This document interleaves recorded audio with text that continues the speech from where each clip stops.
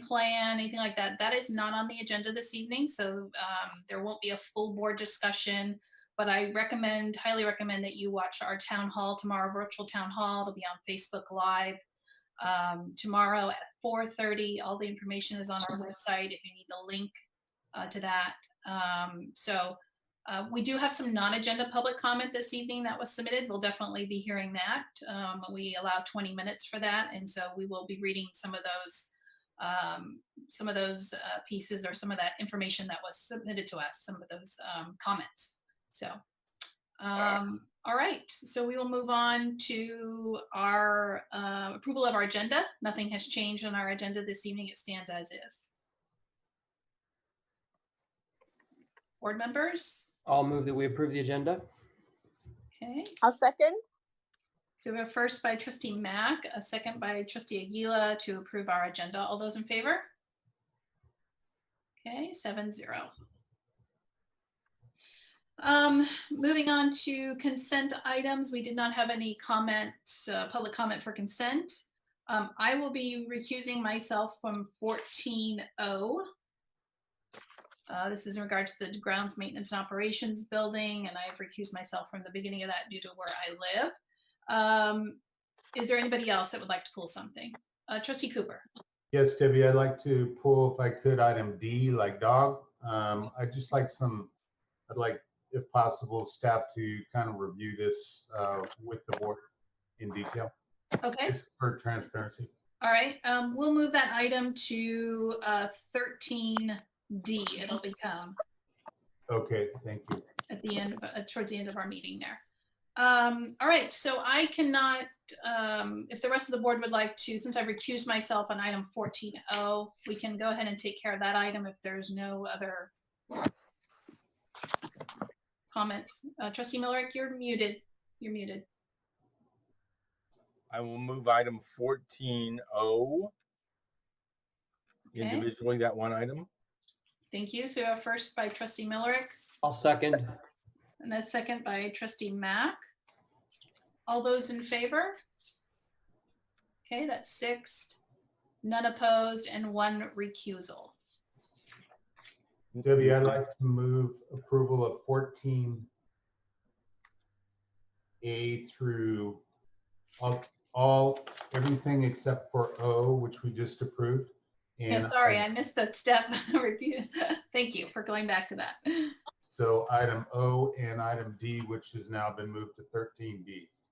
Okay, the remainder of the consent. And a second by trustee Miller. So I have a first by trustee Cooper, a second by trustee Miller to approve the remainder of the consent agenda. All those in favor? 7-0. All right, announcements from the board. Trustee Miller, do you have any announcements? Just that I've been watching the news like everybody else. I have no specific comment. I'm sort of shell-shocked by the changing news daily. Okay, trustee Nell? No comment tonight. Trustee Gasson? I just wanted to briefly say thank you to the educational services team, particularly Jennifer Casper. I know that she's been fielding a lot of questions that are coming in from parents about reentry, and I keep getting messages about how great she's been in helping provide information and just providing a place where people can kind of be heard. As a parent that's got an incoming 6th and 8th grader, I know how hard it is, and I appreciate everybody just working together and pulling together to help us get through this coming year. So. Okay, thank you. Trustee Mack. Yeah, I just want to say thank you everybody for all the letters or emails you've written. We've read them all. Appreciate everybody's point of view. Amazing how varied it is, and just goes to show there's no right answer to all this. That said, I can assure you we are all listening, and we are all working to get procedures in place that will work with the codes we're given. So bear with us while we get through it, but keep the letters coming. We appreciate the involvement and hope that you stay involved after this passes, because there's a whole lot more information, a lot more issues that we need to tackle. Thanks. Trustee Cooper? No comments tonight, other than just a reminder that Facebook, it's already been mentioned, but the town hall tomorrow. Very important. Trustee Aguila? Yes, I just want to say that I did a tour today for San Marin High School and Olive Elementary School, and so I'm looking forward to tonight's discussion. And I wanted to thank Mike Willard for letting me tour, since this is very important. So thanks. Okay, great, thank you. I have no comments, just reading a lot of emails. Superintendent Casca. Yeah, I want to reiterate what I'm hearing from folks about thanks for the input, the emails, the messages, a lot of very well thought out messages, like Trustee Mack said, very differing perspectives on the same challenges, which just shows how hard it is and how hard it's going to be to address everyone's concerns. We're gonna keep pounding this virtual town hall tomorrow at 4:30. Which will be recorded. You'll be able to watch it if you're unable to watch it at 4:30. We're going to do our best to answer your questions. I think that that we will allay many concerns. I do want to say that nothing is in stone right now. Nothing will be in stone after tomorrow. So I hope you'll tune in, and I hope that it addresses many of your concerns. I know this is a very, very, very hard time for our parents, for our students, for our staff. And just know that we're doing our best to be mindful of all the variables, knowing that things could look very different in 2 weeks, let alone in a month or 6 weeks. So get out there, wear a mask, wash your hands, and stay strong. All right, thanks everybody for your comments. Moving on to our non-agenda public comment. So these are comments that were submitted by community members that are items not on the agenda, and we will have Superintendent Casca and Ellen alternating reading the comments, and we will do 20 minutes is what our norm is. And I will put my timer on. All right, since I am unmuted, I will start, and then I'll turn it over to Ellen. Okay. This is from Marina Chicarel, and this is regarding choices for school this fall. Superintendent Chris Casca and NUSD board members, as concerned parents of students at San Jose Middle School and Novato High School, we are sharing these thoughts that are very important to us. 1, please consider making the beginning of the school year 100% remote, as has been decided by several other districts in the Bay Area. Alternatively, please consider delaying the start of the school year. With cases spiking in our area, it seems extremely risky to open schools in a few weeks. In addition, the delay could give teachers and staff extra time to prepare for remote and/or in-person teaching. 2, please consider shortening the in-person versus remote learning commitments to a semester rather than a full year. We are living through very uncertain times, and we think everyone, including students, families, and teachers, would benefit from flexibility. 3, extend the deadline for making a decision. We understand you need commitment soon to make plans, but we think the district could get a reasonably good sense of what to expect by sending out a survey asking parents what they think they will choose and rating that choice on how certain they feel about it. We understand that you are in an extremely difficult position, and we are grateful for everything that you have been doing to try to get our children back in school safely. Thank you, Marina Chicarel and Bruce Peters. This next one is from Janelle Dito, safely and realistic reopening of schools. I'm nearly blinded by my desire for my high schoolers to be back at school in person, but I cannot ignore the risks that are driving every other decision and action around us. How can they safely be in a classroom if they cannot even get a haircut first? Small cohorts are a start, but those are false security. Siblings, carpools, even the most diligent of us cannot limit exposure enough. School plans need to reflect overall environmental conditions.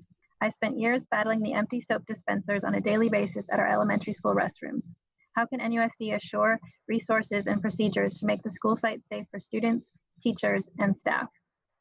A detailed, solid plan in place, along with improving, not worsening, local conditions and data is essential to consider in-person instruction. Even if I opted for in-person instruction, I have no problem no showing for school when it starts. Parents and students are in no way beholden to a Google form submitted saying we'd come. Please provide detailed plans, real examples, and reasonable what-if scenarios. We want to be in school, but not more than we want to be safe. When tragedy hit NUSD with a handful of suicides over the past years, you've responded to do everything possible to ensure mental health and resources to prevent future loss of life. With 7,600 students and nearly 1,000 employees and volunteers, let's be proactive with data and resources here to prevent what we can predict. Delay the start of in-person schooling. You're wasting precious resources trying to make the impossible happen. Focus on quality online instruction for a short period and safe reentry in the hopefully near future, not August. I am optimistic. I am hopeful. This is from Amanda Lupinacci. This is in regards to return to school. Hello, Board of Trustees. I am very concerned with the two options presented to parents. We are being asked to choose between in-person instruction and full remote for 1 year. Currently, both plans are missing important details in order for parents to make a decision. For the in-person option, we have not been told what safety procedures will be in place to keep both students and teachers safe. We need to know how kids will be socially distanced, how often classrooms and bathrooms will be kept clean. Will all kids wear masks? Under what conditions will schools close? We are currently experiencing a surge in COVID-19 cases. How can we possibly feel safe with so many unanswered questions? With respect to the full remote option, we need more clarity on what we are signing up for. Very little information has been shared with parents. What will a typical day look like for each grade? What is the expectation of parents in terms of a daily routine? Furthermore, parents are being asked to commit to this choice, which we know little about, for 1 year. I encourage the district and board to provide more clarity so parents can make an informed decision. For both options, we need more time. More time to flesh out all of these details and weigh our options. I'm asking that the decision date be pushed out a minimum of 2 weeks until teachers have an opportunity to weigh in on these important options and provide parents with more information so that we can all be on the same page. Thank you. This one is from Amy Strauss. Please extend the deadline for parents of July 17th to commit to remote learning or in-person learning. My name is Amy Strauss, and I am a parent of an incoming kindergartner at San Ramon Elementary School. I urge you to please extend the deadline of this Friday, July 17th, for us as parents to submit a commitment that is binding for the entire upcoming school year of either in-person schooling or remote learning for our children. We as parents have so many questions that haven't been answered, and it's impossible to decide between two options that we don't fully understand. Regarding the in-school option, I read in the public health report that 6 feet of distance will be maintained between people on campus. But then Dr. Santora said 3 feet in the MCOE meeting last week. Teachers have said both distances may be impossible to maintain with full classes of 25 to 28 students in their small classrooms. I've heard masks will be required for TK through 12 for the public health report. But then I've also heard no masks until age 12 from district employees. It is unclear how limited custodial staff will be able to sanitize rooms. Without knowing answers to these important safety questions, it feels impossible to commit to in-school learning. Additionally, we haven't been given details about the virtual academy to understand what remote learning will look like. I've heard there will be 4 hours of online video instruction for kindergarten, followed by additional PE, art, and music Zoom calls in the afternoon, followed additionally by activities, worksheets, and homework. I think even we adults can struggle with 4 hours of consecutive Zoom meetings, and for a 5-year-old, 5 to 6 hours of on-screen work a day seems developmentally unachievable. I am concerned these parameters might not be developmentally appropriate. But even more problematic is that I haven't been able to confirm them. I have emailed the co-principals of the virtual academy, but I haven't heard back. Given that we as parents do not understand many important details about both in-school and remote learning, I urge you to push back the Friday parent decision deadline. Additionally, I believe the safest option for all is to start school fully remote for everyone, as we're seeing in other districts in the Bay Area, including Oakland, as well as all of San Diego and Los Angeles. I understand the value of being in the classroom for countless reasons, including food insecurity and having a conducive learning environment and equity for all. And yet our community caseload is climbing, and we don't have guarantees that it will be possible to follow basic public safety guidelines in our classrooms. Thank you so much for your consideration. All right, this is from Tyler Hanley regarding NUSD reentry plan. As a parent of 3 NUSD students, 1 coming into middle school and 2 in elementary, I'm begging you to reconsider your back to school reentry plan.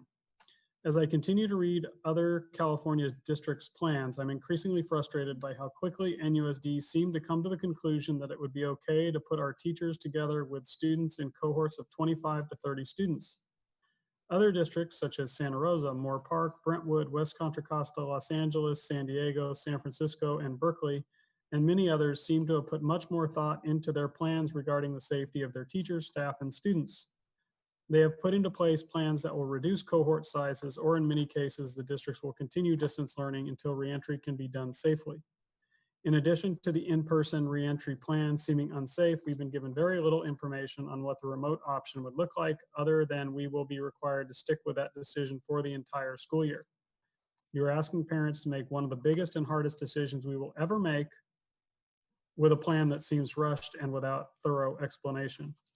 In addition to reconsidering the reentry plan, I would also ask that you consider delaying our start date so that teachers can have paid time to formulate both remote learning plans as well as plans for teaching in person under these new conditions. Surely they should not be expected to volunteer their unpaid vacation time to make such critical decisions.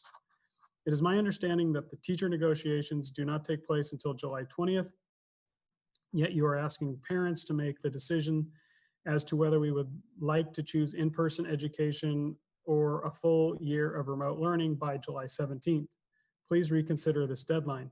It is only fair to parents that we have full information from all sides before committing to either of these choices. Ultimately, given the current rising case numbers, hospitalizations in our community, and how little we actually know about COVID-19 transmission as it relates to children, it seems like our best course of action would be to begin our year with district-wide remote learning. That way, all students could stay safe at home and transition back to the classroom together as soon as it is safe to do so. At the very least, please consider making the remote option a semester decision or even a quarter decision and not a whole school year decision. We all want our children back in the classroom as soon as safely possible, as we know it is what is best for them emotionally and for the betterment of their education.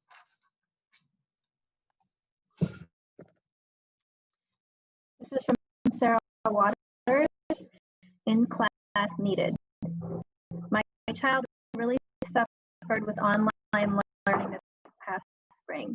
He spent many days having mental breakdowns because of the isolation. Although the work wasn't hard for him, he spent most of the day simply refusing to do it.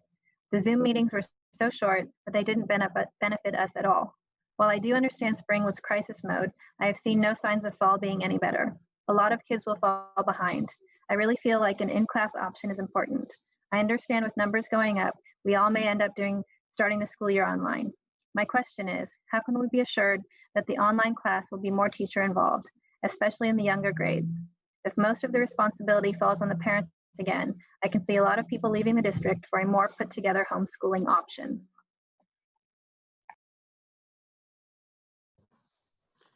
This is from Carrie Nebelon in regards to return to school.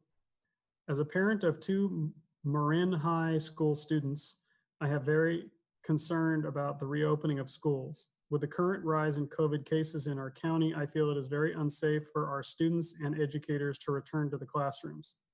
I'm appalled that the school districts are even considering having children and educators return to a classroom setting. This is not safe, and if the districts are to follow CDC guidelines, this is virtually an impossible task if you are to do it safely. We need to keep our students, educators, and families safe, and returning kids to school is not going to achieve this. Teachers should not be responsible for being infectious disease monitors. Kids are not going to follow the rules, and you know this to be true. This is an experiment in these tough times, and I will not have my children and their teachers be guinea pigs. All learning should be online for at least one semester beginning in August. Then if the virus flattens, we could return to a spring in-person semester if things feel safe. This is the responsible thing to do. Do not sacrifice our children and educators. Best, Carrie Nebelon. This is from Elizabeth Elbing, School Reentry Plan. Dear board members, I'm writing as both a parent and a teacher, as I'm very concerned regarding the county's reentry plan and the district's current alliance with that plan. As a parent, I was only given two options: to commit my child to returning to school full-time, or to have her in a remote learning program for an entire year with teachers she doesn't know and a program that is entirely new. I would have liked to have had the more reasonable option offered by other districts to opt for the first semester of remote learning with her homeschool teachers. I'm tired of hearing the anecdotal reports regarding children not being infected with this horrible, deadly disease or not spreading it. There are no reputable scientific studies to support these statements. As of the data reported by the county on July 13th, 288 children 0 to 18 have been infected, as compared to 272 cases for those aged 50 to 64, 121 cases for those aged 65 to 79, and 92 for those 80 years and older. The 288 cases of COVID-infected children in this county should be significant enough to demonstrate that children are being infected and capable of spreading this deadly disease. These numbers are also not so significantly different than the 551 cases of 19 to 34-year-olds, or 485 cases of 35 to 50-year-olds. Leading scientists and experts are warning us to stop reopening too quickly. We are living through a historic pandemic, and we need to acknowledge this reality and stop trying to return to normal so quickly. I ask you to please consider doing what more and more state districts and counties have already determined will be best, and that is to return to remote learning in August and wait until there is a significant decline in the number of new COVID cases to begin reopening in-person classes. As a single parent who is the sole provider and caregiver for my children, I'm also scared to return to the classroom given the current spikes in county reported cases, especially since the majority are in Novato and neighboring San Rafael. If I become infected, ill, hospitalized, or worse, who will care for my children or my students? Please consider the magnitude of this moment and the seriousness of this pandemic and wait to reopen schools. Sincerely, Liz Elbing. This is from Joni Leith regarding safety concerns. Another dynamic to consider is that we still have a few schools without central air conditioning or working windows to provide circulating air. Can you imagine being 5, 6, 7 years old in an 85-degree classroom for 6 hours with a mask over your mouth and nose? The only way to circulate air or let fresh air into these rooms would be to open a single door. One of the biggest safety precautions and standard best practices to prevent COVID spread is adequate air ventilation. The EPA and the American Society of Heating, Refrigerating, and Air Conditioning Engineers have provided proactive guidance and recommend running systems to help control spread. They specifically state ventilation and filtration provided by heating, ventilation, and air conditioning systems can reduce the airborne concentration of SARS-CoV-2 and thus the risk of transmission through the air. We worry about teachers and students at these sites. As parents and teachers, we are trying to wrap our head around how opening the classroom door and turning on a fan is going to cut it. For over 2 years, we have been in front of the board asking for implementation of AC for health and safety reasons. Now we are in the midst of a pandemic without proper airflow at 3 of our campuses. How will the district provide a solution to this answer? Maybe this time frame can be used to remedy this problem. This is from Kate Boyd, Reentry Plan. I have 2 MSA students at Novato High School, and we all want them to be able to return to school in person. In fact, I quickly confirmed our family's desire to choose in-person through the SchoolMint platform. However, I now have strong concerns that the reentry plan for in-person learning will not be able to sustain itself safely. Between needing to shore up supplies and staff amidst a budget crisis and a dwindling pool of teachers who are able or willing to take the risk of exposing themselves to scores, if not hundreds of students every week, how can we keep our community safe for more than 14 days? It seems more and more likely that as numbers rise, we may all be forced back online before long. It seems foolhardy to attempt to open in person in the middle of August, but more than that, families should not have to commit to a year of a certain learning setting when we don't understand the particulars. Please reopen the SchoolMint decisions to change commitments by semester and give us all enough time to learn the specifics of what we are agreeing to. Thank you. Okay, this is from Katie McMahon in regards to the critical need for students to return to in-person instruction. As you know, the American Association of Pediatrics has recently advocated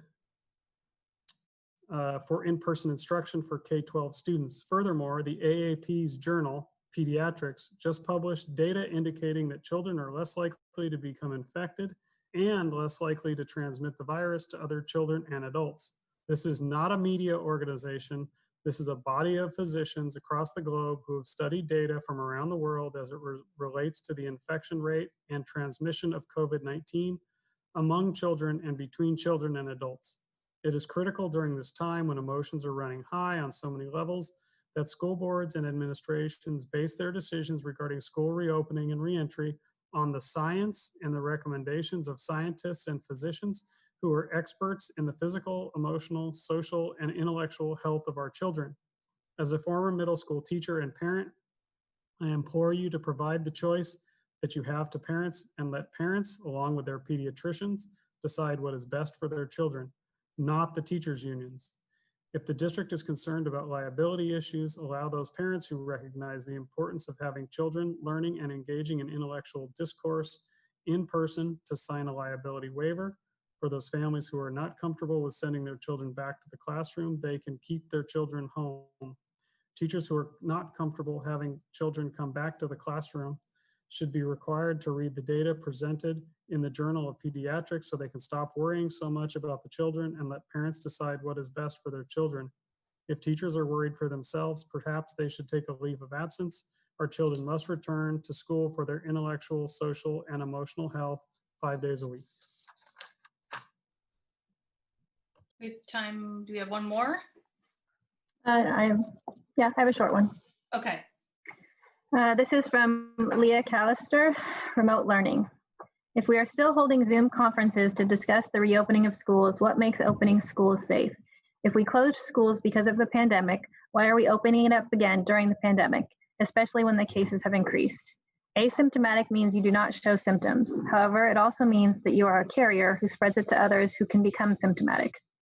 We do not yet have a vaccine, and scientists still do not understand everything. So why are we trying to take the risk of opening schools?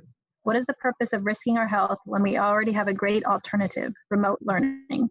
Why are the kids' desire of wanting to go back to see their friends, not necessarily because they love learning, dictating our decision? It is the adult's responsibility to educate and take care of minors, anyone under the age of 18. And that means being the quote unquote bad person and saying, no, it is not safe. that concludes our, just at the 20-minute mark for our public comment this evening, non-agenda public comment, and we'll make sure that everything goes to the Board of Trustees once this meeting concludes. So you can see all of those plus some other ones that we received that we didn't get to this evening. All right, moving on to our staff report. This is our one staff report this evening. This is a Measure G bond facilities update. Good evening, trustees. Sorry, I'm trying to press buttons and got things bouncing around here. Should go ahead and share my screen.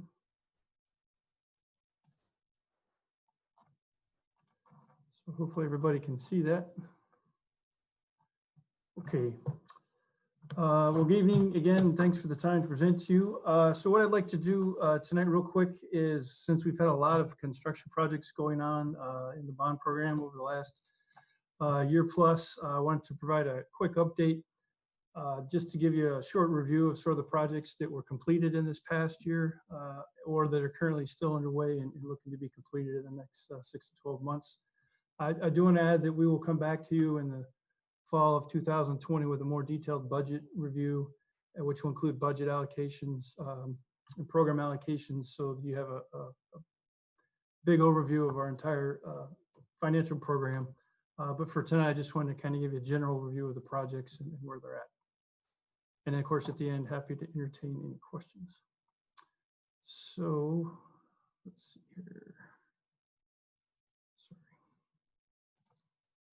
There we go. Okay, so move along. I just like to go geographically, go from campus to campus. These are the campuses where we have, and sites where we have the main projects going on currently. And then at the end, give you a quick overview of what we're sort of planning and programming for our construction season next summer, in the summer of 2021. So moving to Novato, I'll gloss through this. I know you've seen this quite a few times, but building a new Center for the Arts was started back in September 2019. We had a delay getting in a DSA. Right now it's scheduled for May 2021 completion. We did have some weather delays, and of course, the delay from getting DSA approval got a late start on that one. Did do a leaseback contract with Wright Contracting, awarded back in December of 18 for a little over 18 million, and it started with about a 700,000 construction contingency. And then those are the renderings. And then moving on to the Center for the Sciences. Again, construction started this one a little earlier, got out of DSA a little bit sooner, kept us on track, and we're still scheduled for an early August 2020 completion in time for the 2020-21 academic school year, should it start on campus. Again, leaseback with Wright Contracting. And this one was for a little over $13.3 million with a shade under $500,000 for construction contingency. Another big project in Novato was the athletic fields complex. That one started in June. We did have quite a few weather delays and some other challenges with adjacency with the Center for the Arts project that put that to just finished on June 16th of the summer. It was also a leaseback contract with Bothman, and it was awarded for about $6.3 million with a $245,000 construction contingency. And because pictures are worth 1,000 words, I have some a really nice little video overview here I'd like to show you. But before we hit play, just wanted to give you, this is a great shot of all the campus here at Novato and the projects that we did. So as you can see on the right side here is the 3 new sports fields with baseball, softball, and the soccer lacrosse field. Also cleared up a lot of the debris and issues and flooding we had over on this side. And then we have an ADA accessible pathway all the way down from the football field entrance all the way down to the middle of the soccer lacrosse field. And down here we have the 5 new tennis courts with lights. And then we cleaned up a lot of issues in here, including the storm sewer. So very, very good results on this project. Also right here in about the middle of the picture is current status as about a week and a half ago of the Center for the Arts project. It looks a little smaller here because it is recessed down. But once you get in there, you know it's pretty large. And then off in the distance here, it's a little harder to see in this, but is the Center for the Sciences building. And again, it's almost complete, finalizing some touches inside and then working on the site work and sidewalk outside as well. So I'm not going to engage the sound. I did find out how to do that, but it's some nice elevator music. I will spare you. So if you don't mind, I'll provide a few comments along as we play. It's about a minute and a half video.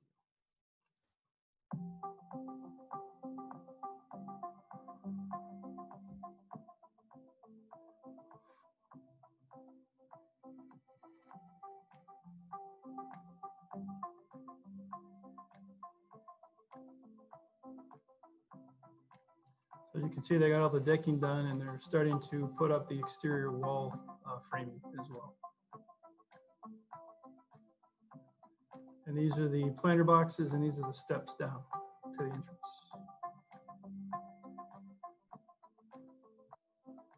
Big space inside.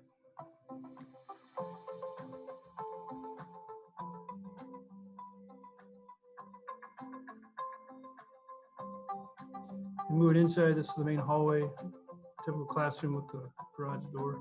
Those are dry whiteboard panels they're installing. Prep room, chemistry room, chemistry. Have the cupboards in, and we have they started flooring, but it's not available in this video.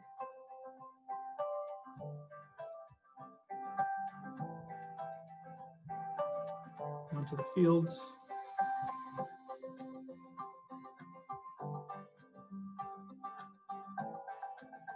And the tennis courts.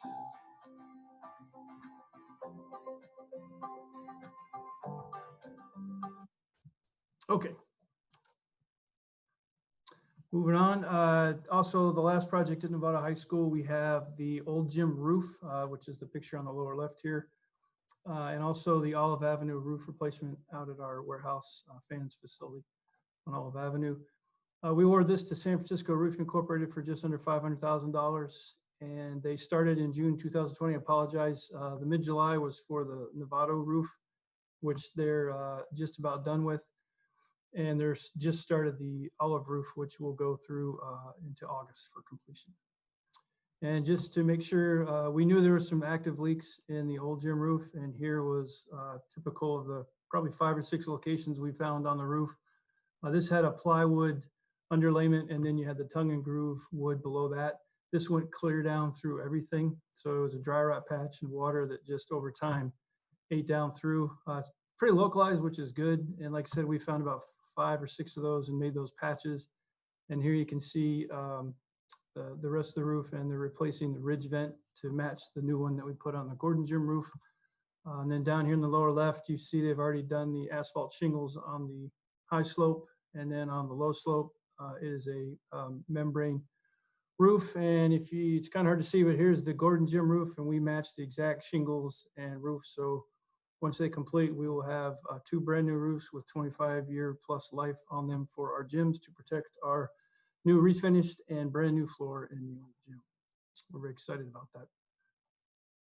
Moving on to the San Marin campus, similarly to Novato, we have the Performing Arts Center underway. This one was started in September 2019. Again, we had a late start, but BHM was able to get a jump on it, and we do have a slight delay from the original completion date of January, but only by a month into February. They are really making a lot of progress out there. And this was a lease spec contract with BHM for about $6.8 million with about a $525,000 construction contingency. And then the STEM building, this one did start in July 2019 and is on track to be completed in early August 2020.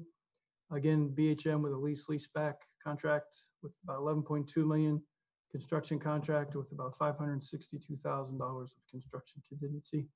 One thing I wanted to point out is our renderings. It looks very similar to this, with the exception of this the steel structure out here. We actually removed that as part of a cost savings measure and went with individual window sunscreens like you see here over these 2 windows.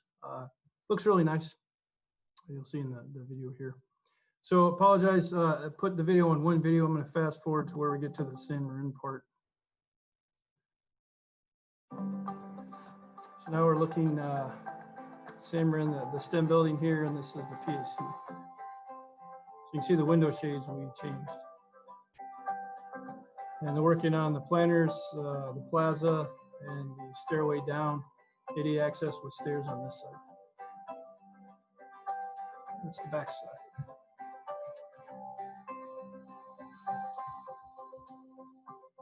And these shades structures will be painted the same accent color as this blue here to match. In the interior, they have got some floors down, you'll see in just a second, which is really nice. Completed the lights and most of the ceiling. There's the new flooring. Vinyl non-wax flooring, very low maintenance. Very clean.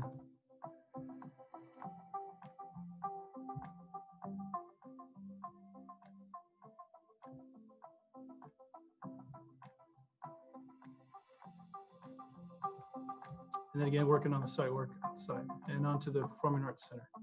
So this is the classroom on the back side. This is the front lobby entrance. This is the sort of the back of the audience. And there's again, back of house here, lobby. So they're almost done with the, about to apply the finished color coat, and then they'll be done with the outside stucco. Now onto the inside with the stage view. Got drywall going and painting starting. That's the control booth. And the lobby. And again, nice view. Great. And moving on to Loma Verde Elementary School, the last piece of our air conditioning projects from last summer, which we installed air conditioning at Loma Verde,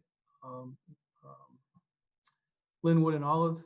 We weren't able to do the office building at Loma Verde due to the unique ductwork. Apparently in that building, they put the ductwork in the slab, not a very efficient or a smart way to do it nowadays. So we abandoned that in place and installed a different system to cool that down, but needed some extra time to design and get it through DSA. Awarded this to RJ Mechanical for about $337,000 in May, and they started construction right after the last day of school. And they're on track to be on time or ahead of schedule, actually. And so basically it's just this building right here that we're putting air conditioning in. And to give you an idea, it's a little split system. So each room has this unit here, and I think there's 8 or 9. I have to double check, and they all tie back through the roof down the side to this concrete pad in the back of the building, which will be the large condensing unit to provide the cool air, and we put in new power for it. And so it's a little bit different than what we did with the classrooms, again, due to the ductwork issue, but this system will work out really well and be very efficient for each person. So you can kind of dial each one individually to temperature to suit. But it will definitely cool down. If you've been in that office building anytime on a hot day, it's a sauna. So this will, it's a much needed and welcome project they get to come back to the start of next school year. Again, with Loma Verde and Lou Sutton, continuing our deferred maintenance work with the sewers. And these two had the next worst campuses as far as condition and breakage of the sewer laterals. So we awarded a project for about $267,000 for Majori and Gelati to go through and replace a lot of the main and then the sewer laterals on the campus. For example, Loma Verde, the main comes up this way and then shoots off to the wings. Again, this is existing terracotta kind of 4-foot sections that the seals always fail, and then the tree roots get in, and then we get root balls, which we constantly grind out. And we've also had collapse lines and some backup at both campuses. So much needed project. One of the ones that people probably won't notice, only that we won't have any more backups. And I know Tony Albini over in maintenance will really be happy because he won't have to spend a lot of money rotor-rooting all the lines to get rid of the blocks.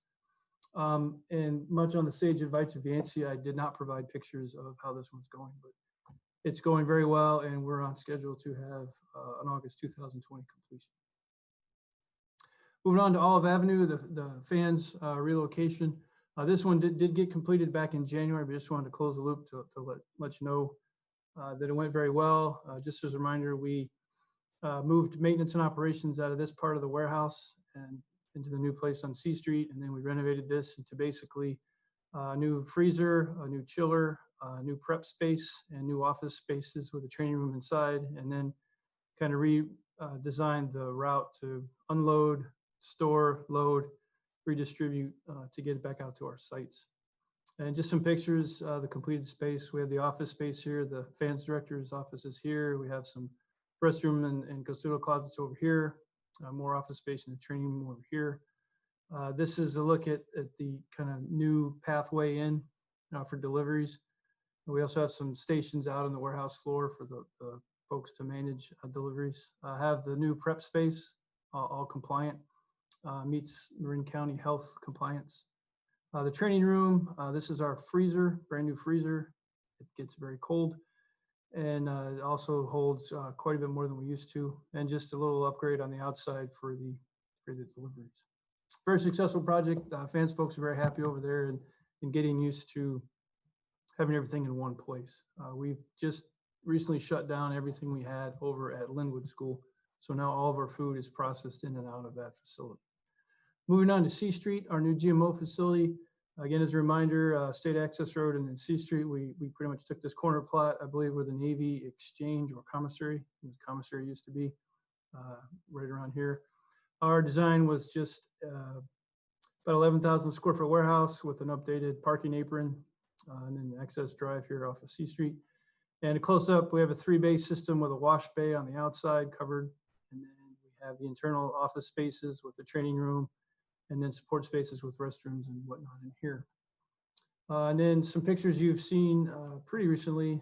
This is the completed parking lot with, you see the 3-bay doors and the wash bay. Here's a close-up of the wash bay to hose down all the grounds maintenance equipment daily to keep that in good shape. Here's an interior shot of the open bays. Obviously, we hadn't had the shelving in yet, working on that. Close up of some of the features. Obviously, we have a sprinkler system. We have some eye wash stations and other safety features as well. A little bit of the inside office space before we get some furniture in there. And then the support space is right off the warehouse floor with a couple of restrooms and a shower, locker room, and then a locksmith shop over here. And then some more updated pictures once we finally got furniture. Here is Mr. Albini's, the director's office. I can't explain the Star Wars gear. You'll have to talk to him about that. We have the kitchenette in here. We also have 1 of 3 bathrooms, all ADA compliant. It's a shot of the main lobby. Lynette's the admin support person is here. And then here's the shot of the bay. Again, we have some shelving we started to install.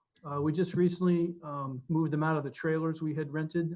They have been removed and are off-site, and they're currently unpacking the last of the storage containers we rented, and those will be taken off-site in another week or so. So they're not slowly, but pretty quickly getting all the gear in and trying to organize it so that it's all under one roof for the first time. Again, shot of the training room here, and then this is our operations manager's position, quick access to the bay. And much needed file space. I wish I could tell you this is all the files we found when we moved out of the other space, but this is probably half of them. So we have a lot of filing to get organized over there so we can track all of our lovely projects and work orders. And lastly, the Chromebooks, very self-explanatory, but the one thing I wanted to point out, I know you've heard from Tim Rocco a few times, but this year was the first year we were starting the replacement plan, and we did do an order of Chromebooks back in the spring of 2020. However, Chromebook has come out and said they will now support Chromebooks instead of 3 years, they'll go 4 to 5 years. So we can now extend our replacement cycle and not have to buy as many every year, which allows us to either extend the program past the planned 10-year mark or save some of that money and put that back into the bond program for other projects. But that was good news. So with that, I just want to end with what the planning and programming we're doing for future projects coming summer of 2021. And I apologize, there was one thing I had left off, and I will send an updated slideshow to post. But we have, at Cameron High School, we are correcting their baseball, or upgrading their baseball and softball fields to synthetic turf to match what we did at Novato High. Also at San Marin, we are replacing their exterior siding on their existing buildings. And actually have a presentation here in a little bit to go over the material recommendation for that project.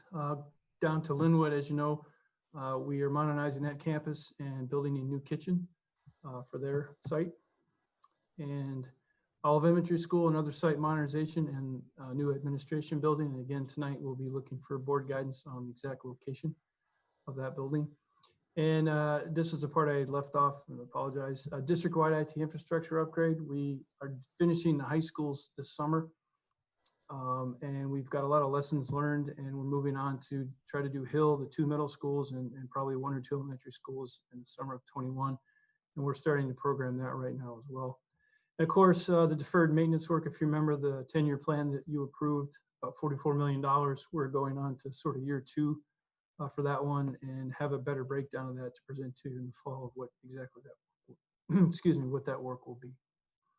So with that, I would love to answer any questions or provide any additional information that you might request. All right, thanks, Mike. Appreciate sure. that. And the board did go on a tour of San Marin, Novato High, and the warehouse, old warehouse, I guess, area where the buses are stored. So we were able to actually see the facilities, and that was great as well. So, and we did that back in June. Okay, trustees, questions, comments, Trustee Millerick, and then Trustee Aguila. Mike, on the slides, on the projects to come, you identified the Chromebooks, and you did it in 3 waves. And the good news is that you shared was that the life of the Chromebook that we're getting is better than the 3 years. We're seeing 4 to 5 years. So I assume we're still doing them in 3 waves. The youngest, whatever that was, 3rd graders, 6th graders, and 9th graders each get a Chromebook, and they have to take care of it for a 3-year cycle as they go up through the grades. Did I understand it right? Yes, I don't want to misspeak, because I know Tim has been talking about this a few different times, but I believe the thing is now for the high schoolers, you get as a freshman, you keep it for all 4 years. Okay, so you get 4 years that way. The same machines now has a 4-year life, so it serves the high schooler for 4 years. Okay. Right, and I think same with elementary, you get it so 3rd through 5th, maybe you could take it to 6th. They're still working. I know Tim's being very creative to try to maximize how long we can keep these, and then minimize how many we need to buy every year. All I know is we're going to buy less than we planned on before, to the point of you can extend the program past 10 years that you approved initially, or if you decide to invest that money into something else, we have options. Here's my question. When we talked about putting the bond measure together, when we passed it, some bonds were going to mature in 25 years because they're going to be for a roof, and the roof will last 25 years. And some bonds were going to mature in 3 to 5 years because they were going to go to support technology, including Chromebooks, which only last 3 to 5 years. So you don't want the bond to mature longer. You want the bond paid off as the equipment gets to end of life. And in that conversation, we said to get to the 25 years of the bond program, we were going to have to cycle through that process, I think 3 times. So there would be 3 different occasions now, and then 5 years from now, we'll buy some more for grade 3. And then 5 years from that, we'll buy some more for grade 3. And all 3 of those cycles were in the plan to support the technology in the classroom, the Chromebook purchase. Is that still in the financial plan? Do we have the money set aside to implement that plan still, or did it get, yes or no, I guess? I'm going to defer that one to Yancey. Yeah, that's what I thought. I figured you were going to duck. Trustee Millerick, there's $6 million set aside for this program. Replacing them every 3 years costs approximately $600,000. It's $550,000 to $600,000. And so we had 10 or 11 years of replacement under the $6 million allocation. Moving the 3-year to the new recommended Google 5-year useful life is going to potentially add another 2/3 on top of that. So we could add another 5 years to the program if we wanted to, or there might be other recommendations that get moved forward. But the good thing is we're covered for the full 10-year portion, and we have some flexibility to make whatever decisions are going to be needed as technology is changing. And I know that in 3 years, there's going to be more changes that I can tell you about, but I know that we've got flexibility in the program financially to take care of some, if not all, of those changes. Okay, well, it sounds like you've got it stretched out based on your guessing to 15 years-ish. So Yep. It sounds like it isn't the full 25-year of the bond measure, but it's a significant ways in that.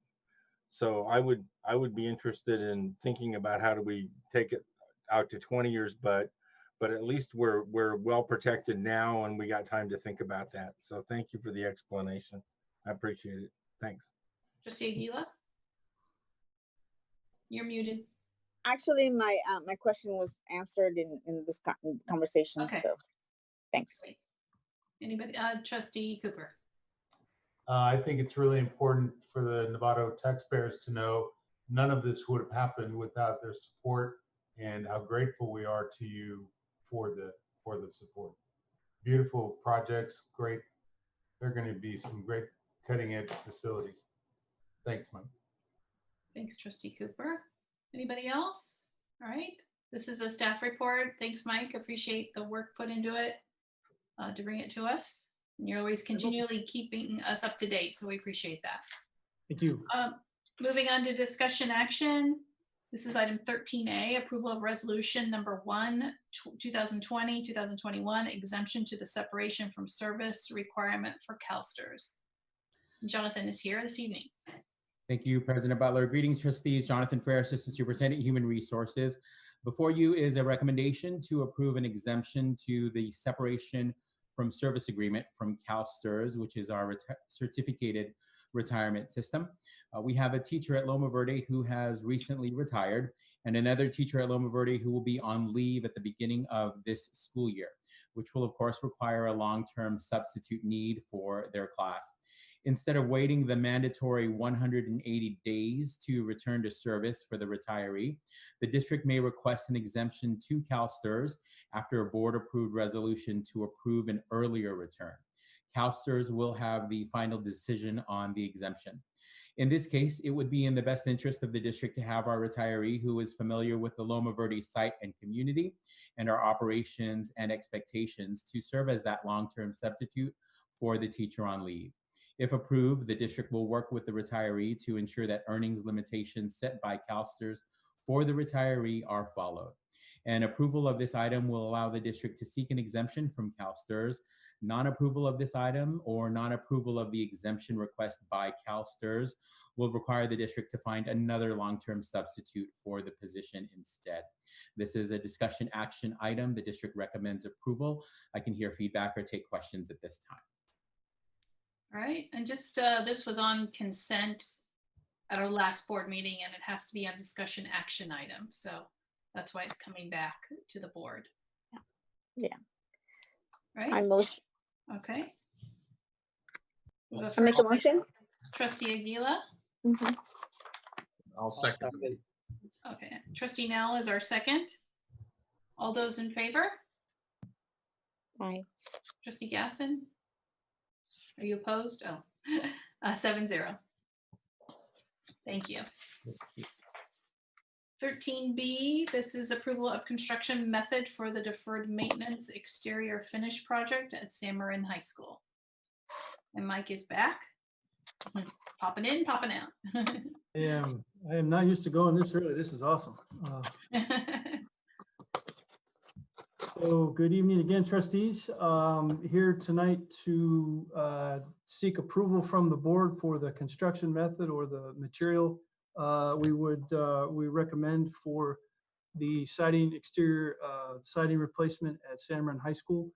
Just a refresher, back on June 9th at a board meeting, you approved the deferred maintenance project to replace the exterior finish at San Marin. You approved the project budget, construction budget, but wanted staff to come back and do two things: reach out to the community, get some input from them about what their thoughts were on the possible material choices, and then come back and present those results to you.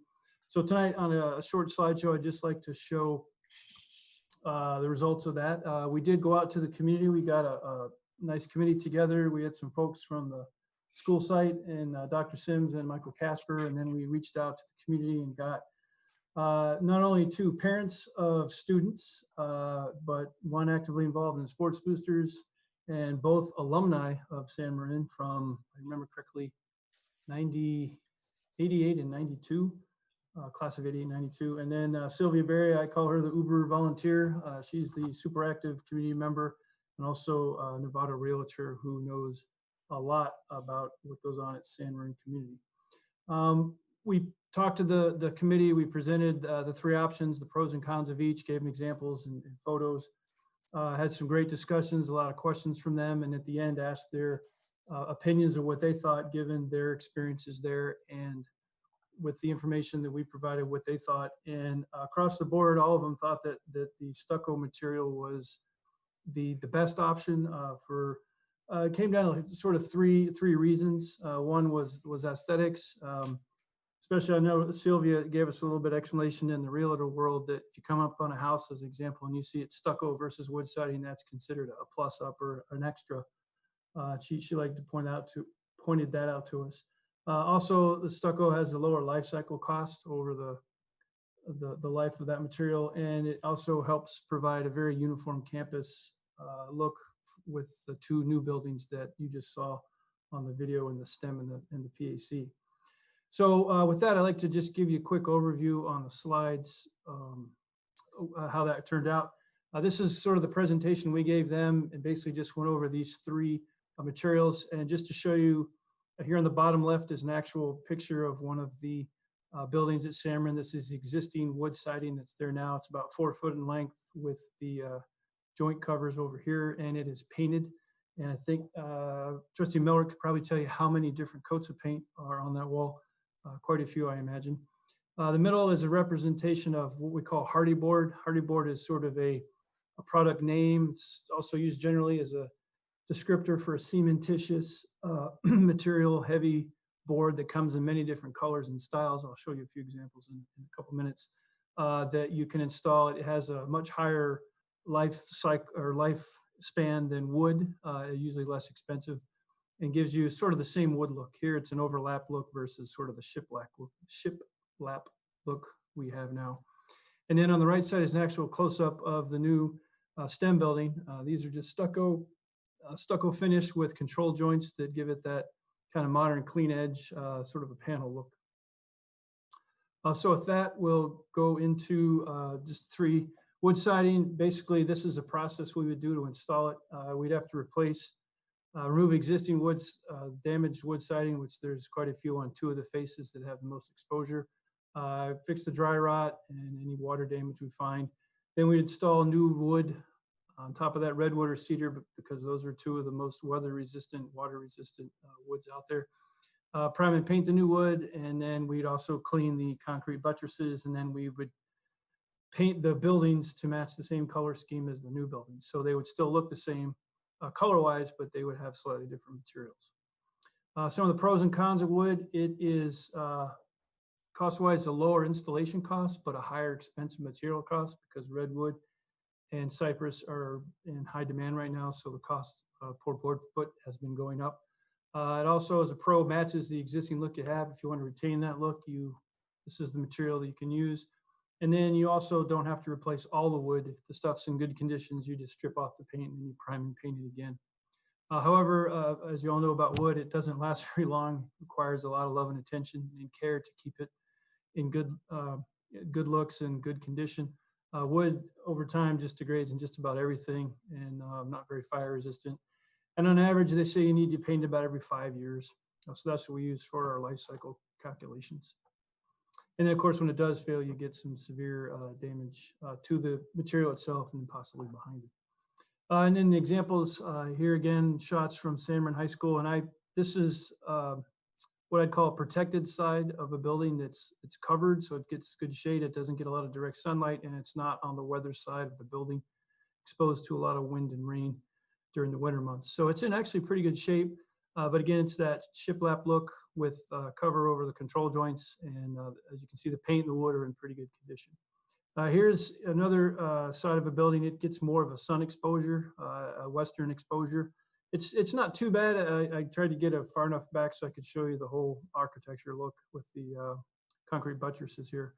But some of that, as you got closer, the paint's bubbling and there's a few dry rots places. And then I got the front of the gym, which is probably the most exposed face, this side, and then the one adjacent to it over here just gets beat up by the weather. And you can even tell from this distance, you can see some spalling paint in some places where it really needs some love and attention.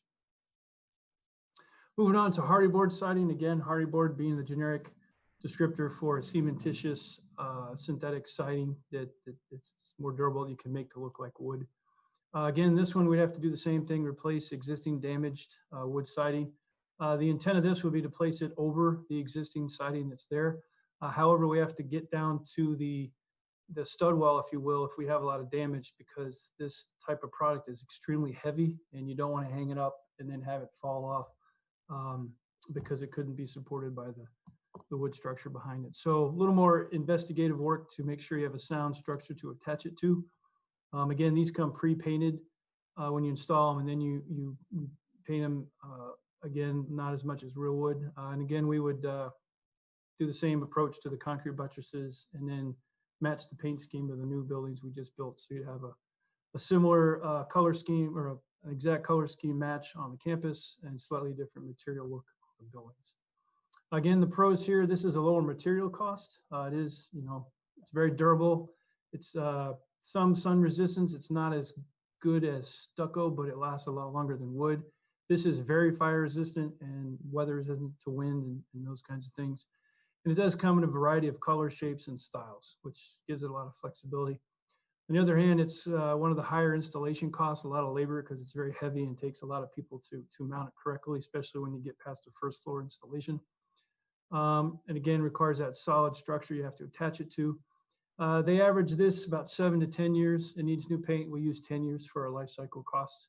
And occasionally in high temps, 95, 100 degrees, I have seen this. The product, because of the weight, it gets hot in the sun, and then it sort of warps. You get that wavy look to it. It's not that bad, but it does change. And then in the next morning when it's cool, you'll see it straight as an arrow again. So it does flex a little bit in high temperatures. And then examples, believe it or not, the cafeteria building that we installed out there 10 or so years ago, the lower part of it is a hardy board-like product, cementitious board. This is the planking that's overlapped.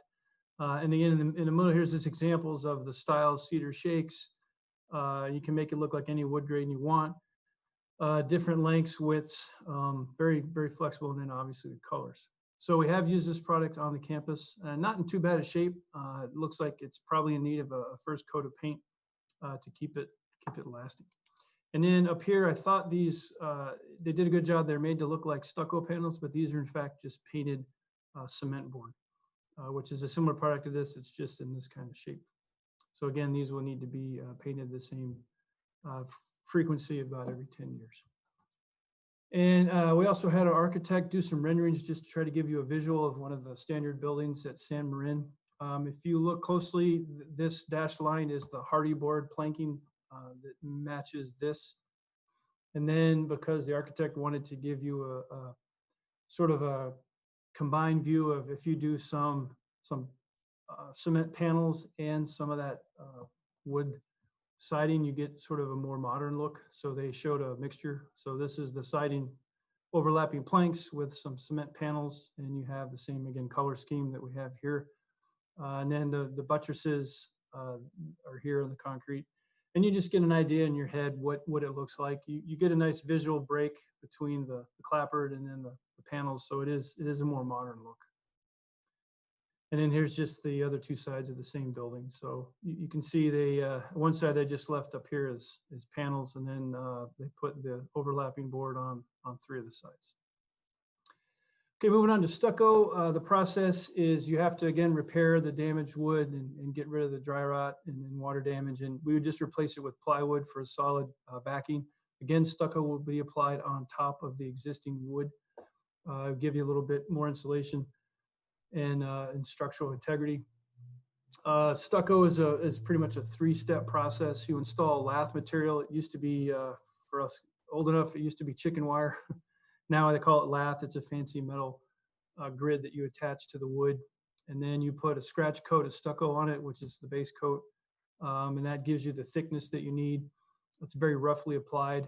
You let that dry and you come back with what they call the brown coat, which is used to sort of give you the level and smooth look. And then the final coat's the finish coat, which comes in with your color and texture. So if you wanted it textured, you want it to look like just flat or a little bit of stucco look, you do that on that last coat. And then, of course, we do the same with the remaining concrete buttresses and match the color scheme. Again, the pros and cons. This has a lower material cost. Stucco is not that expensive. However, it's labor intensive and has the highest installation cost because you have to get out scaffolding, and it takes a lot of laborers and just a lot of time to apply it by hand to the wall. Extremely durable. It lasts the longest in between required paint coats or recommended paint coats. Again, it's it's a cement product, much like the hardy board. It's very resistant to fire and weather. Again, you can apply it over, much like the siding, hardy board siding, you can apply it over the existing wood with just replacing the spots of damage. And the other pro is it exactly can match the current stem and pack buildings. Again, this one, as you've seen, if you get a high impact, can crack, and sometimes the repairs are more costly than, say, the wood. Again, recoating about every 12 to 15 years. We use 15 years in our cost analysis. And it does take a little bit longer to install, which kind of goes to the higher labor costs. And some examples, again, just took some pictures of the new buildings we just installed. Here's the STEM building. You can see the different colors we have with the tones, lighter color here, the darker, or kind of mid-range, and the darker color here. And again, the look to get that modern appearance is the control joints you see here. Now, you can make this all one flat surface if you want, but with control joints, you get nice clean lines and edges and gives you a little bit of a visual break for large wall surfaces like this. Okay, and again, they just did a little rendering for the same building you saw before, just with the stucco panels. It looks a lot like the cement panels, but this is actually the stucco with those control joints I was just showing you.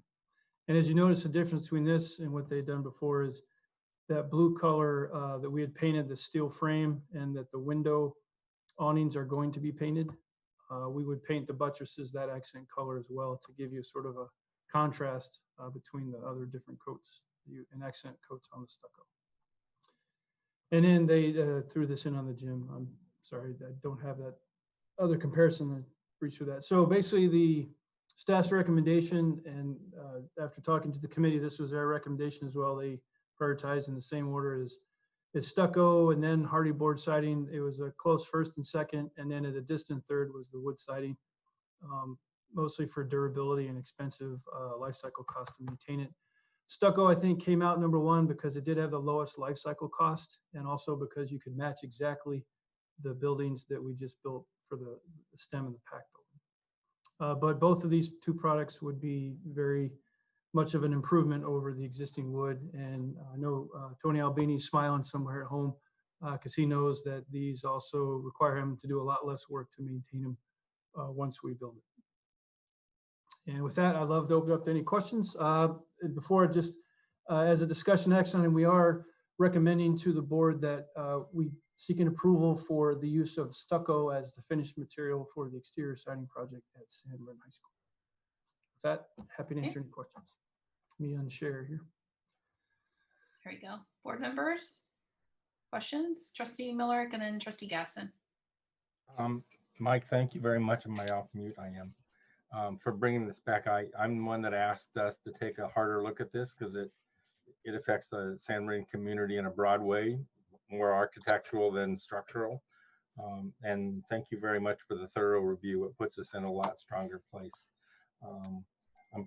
The issue of uniformity of look across the campus and long-term viability are pretty strong arguments in favor of the staff's recommendation, in my view. And the other question I would like to ask of you is the fascia boards on all the buildings and the fascia between the top of the bent. It's a board about 18 inches high and about whatever the width of the bent is, about 8 feet. Those are in worse shape than the siding on the building. I assume you've got a plan for that as well. Because the contract will be led to repair the buildings and bring them up to a modern standard. It's not just the siding we're doing. Is that a correct assumption? Yes, exactly correct, Trustee Miller. We would look at also the metal flashing that's over some of the glue lambs, as you pointed out a few times, have the proper flashing. Some do not. Some have some of it. So this project includes all of that to button up the exterior of all the buildings, including those items you just mentioned. We would look to do the same if we could. If you can get stucco into that small space, we would definitely do that. If not, we might look at another product that's not wood that would last longer to take care of that further. So that flashing is more than 2 decades old, so it needs an inspection before we assume it's okay. Thank you for bringing this back. I appreciate the thoroughness that your team has reached out to the community. Thanks. Trustee Gasson. Thanks for the information, and I'm fine with the recommendation, and it's great to hear who participated in the evaluation and making a decision. I guess my only thought is, and I'm going to preface this by the fact that my house is old, but I have a stucco house, and I saw the comment or the notation about it cracking easier.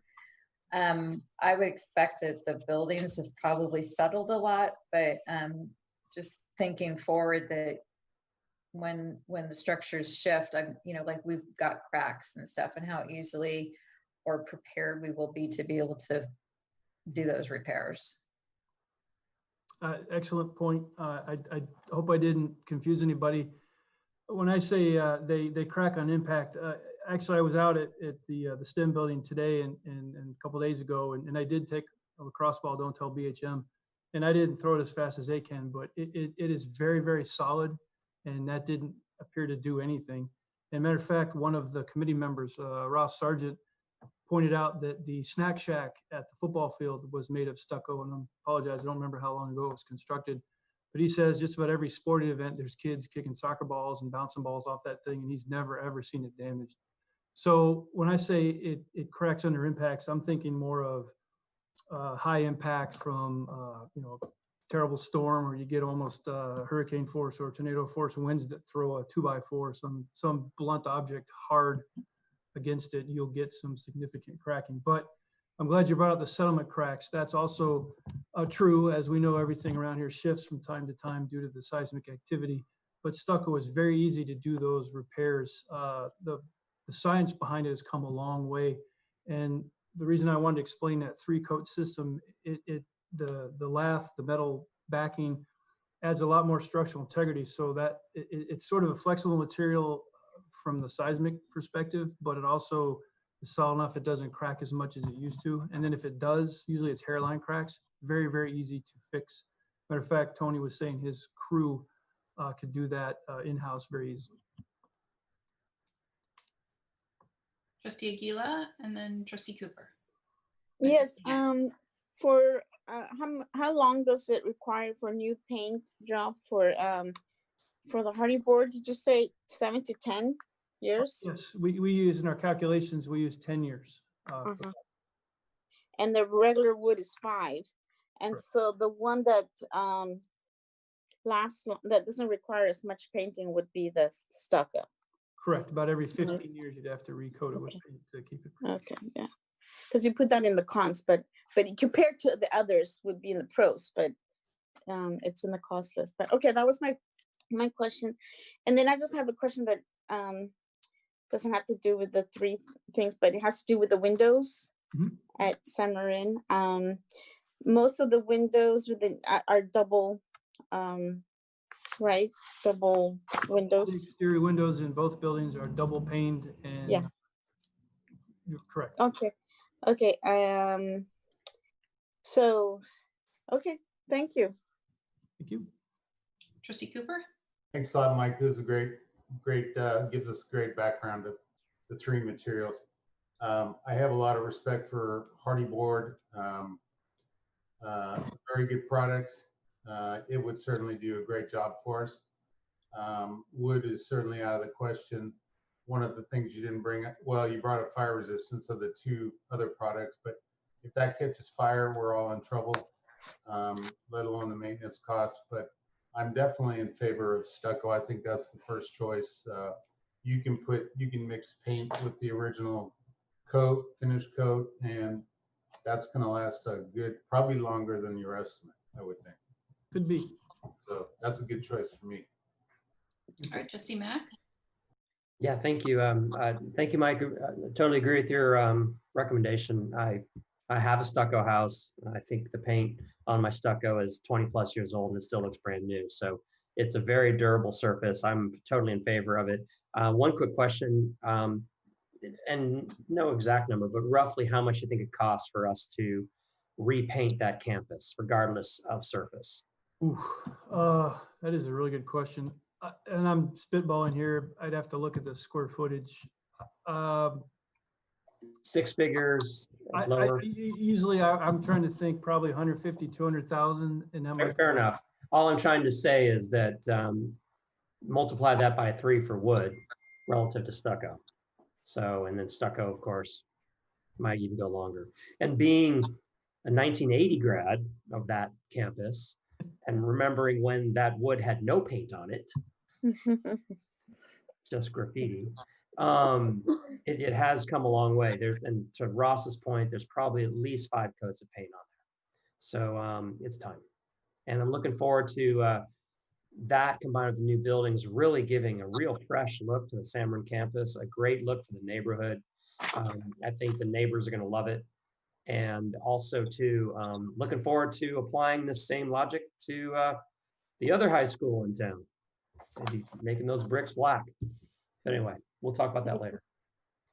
Thank you. Trustee Aguila? Yeah, I just wanted to make the motion to approve to move forward with the stucco construction method for the DM exterior finish project at San Marin High School. All right, do we have a second by trustee Mack? Any more discussion? Okay, seeing none.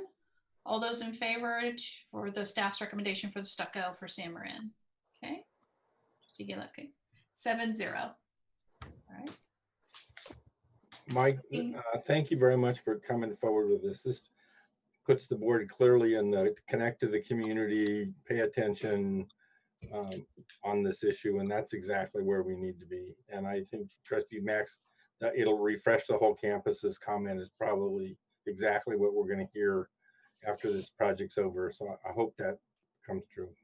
This is a person's dream. Have money and get to build new stuff. What could be better? Yeah. Hey. All right, moving on to 13C. This is bringing back the approval of the location of the new administration building at Olive Elementary. Right. I feel like I've been up here too long hogging the spotlight. So again, this is a discussion action item, and let me share the screen. Did I get it? Nope. There we go. Everybody see that? Yes. Oh, thank you. Sorry, I got too many screens going here. So again, we brought a schematic design to the board back in the June 16th meeting for the Olive Elementary School site renovation and construction of a new administration building. The board graciously approved all the recommendations and had one request to look further into the location, proposed location that we had recommended for the admin building. Requested us to go back, work with the site, work with the architect, and kind of evaluate the other options we looked at and maybe a couple new ones, and then come back and let us know our thoughts and if that adjusted our recommendation in any fashion. So tonight I'd just like to give you a more in-depth look with a few updates from the architect.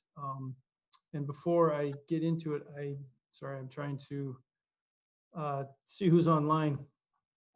But I believe we have Craig Grant from HY, who's the architect, and I have Todd Lee from Greystone West, who's also, I think, listening in to can help provide any information and questions you might have at the end regarding this project. So with that, moving into what I'd like to go over is again, much like this last presentation, we got down to 5 options, or wanted to review again with you 5 different options on the location. What are the pros and cons of each? And then we've got some staff input on each option.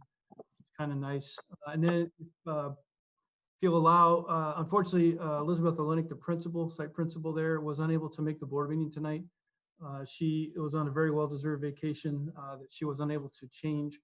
But however, she was very gracious, and she came in and provided a little video of herself and to provide her comments to you. So at that point, I'd like to turn it over to David to watch the video. It's about 7.5, 8 minutes, but it's very good comments, and it's her input that I think you would like to hear. And not now, David, sorry. Did we just lose me? Can you still see the screen? Oh, good. Sorry. We just see a whole bunch of pictures, but not a slide deck. Not a slide deck. So sorry, David, I confused him. He was going to show the video just now, but not quite ready for that. My bad, David. But then do that, and then after that, go over our preferred option and then our recommended option, and they are different. And then, of course, answer any questions and provide information that y'all might have. So with that, we'll get into basically based on some input from the board, we sort of expanded the target area for the location to administration building to this shaded area. We'd sort of focused over here, but we looked, just to give you an idea. So we have option 1, 2, 3, 4, and 5 is what I'm going to present to you tonight, and go over some more details of that. And then with that, jump into option number 1. So this is, just to give you, this is the parking lot off of Olive Avenue. This is the fire lane that goes into the campus and then down a slope hill onto the blacktop. And this is a sloped hill with, I think, 2 Monterey pines or some nice pine trees that are sitting there. So option number 1 is to build a single-story building on this slope. It is the most direct in line from the parking lot through the site to the site, to the lower campus. and it provides an easy way to funnel all the traffic into the building before you have to go into the campus to do your business. So again, those are the pros. Some of the cons, it's an increased construction cost, rough estimate, about $500,000 to build on a slope due to the grading and extra additional foundation work you need to do. And a little bit of extra work to tie it into the existing fire lane with some of that. Staff comments, they thought this was a little more centrally located than the options over here. They were excited that it could be a two-story, potential two-story option. I would like to let you know that a two-story option, of course, is possible. However, it adds a significant amount of money because we have to add an elevator, and then the DSA requirements to go from 1 floor to 2 floors is a lot of money. Probably, I don't know, in addition to building on a slope, it would be another probably $500,000 or more for an elevator and other structural upgrades to have the 2 stories. So just wanted to put that out there. We are not recommending a 2-story building. And then this also is good for them because it doesn't require us to build an ADA accessible ramp for the public to get. There is a ramp that's existing. It's sort of through this way to the campus. And if you come into the building here, you can still exit and go down that way without having to build a new access. Moving on to option 2A, sorry. This is what we recommended last time. And this again is right off the front parking lot. It's just not on the slope. Same issues. It's just not on the slope. So you save about $500,000 from the construction method. You're developing on a flat location. However, we are impinging on some of the existing guarding, and we would have to relocate part of the guarding and build a bump out on this side. So there is a little cost increase, but not near the scale of building on a slope. We do get to demolish an existing bathroom building that's not usable and sort of abandoned and closed. So we get to clean up some of the campuses, and we're not impacting any playground structures or play areas. However, this gets a little further away for the teachers to walk, and it's not as close to look out over the campus, and you still have a good security perimeter that you can funnel people right in and out. But from the teacher's perspective, it's just not as close as the location over here. Moving on to option 3, this was probably the least supported option. Just as you can see, proximity-wise, it's about as far away from the classrooms as you can get. It also takes away one of the existing ADA compliant playgrounds, and it has to remove quite a bit of old growth trees that could be an issue. And you're recessed from the parking lot, and you're actually creating people to walk further to go in, to go back to where they need to do their business with the students. And again, it is just quite a walking distance, and that was a big issue on this option with the staff. Moving into option 4, this is just give you some comparison. This is where the existing covered lunch table area is for the kids eat their lunch. So obviously if you put that there, it is in a probably the best centralized location to all of the classroom buildings. However, the first thing we'd have to do is rebuild that covered lunch area. And if you put it out here on the blacktop or out on the sports field, you're taking away from some existing area now. And that's a cost as well. A covered structure in DSA's eyes is a covered building or a building and requires a thorough DSA review, and which means we would have to do some added cost to build that. As you can see here, this is an ADA accessible ramp. Because of the building's location here, we couldn't have people park and go all the way out of their way to go down around to get in the building, because you'd still access the campus before you got to the building. So to maintain the security, you would have to build this, which would be a significant cost increase as well. On a sloped, the slope that's here, it'd be quite an investment to build with the ramp requirements you need to meet ADA compliance. But again, big pros are it's centralized and nobody would have to walk too far to get there. And most people could get there under, I believe as Trustee Miller pointed out last meeting, under covered walkway. So even in adverse weather, you'd still be a little bit protected to get there. And then option 5 is same concept, just instead of building where the lunch area is now, you just build it out on part of the blacktop, and you'd either expand your blacktop or just lose that part of your play area blacktop. Again, it's a centralized location, not quite as good as this location, but it's still on that lower slope and in closer proximity to the majority of the classroom buildings. Again, though, we would be required to build this ADA accessible ramp to funnel the pedestrian traffic through here to maintain that security that we were looking for. So all said and done, that's the 5 options we looked at and talked about some more. And now, David, if it's okay, I'd like to play the tape comments from Elizabeth Olenek. Thank you, David.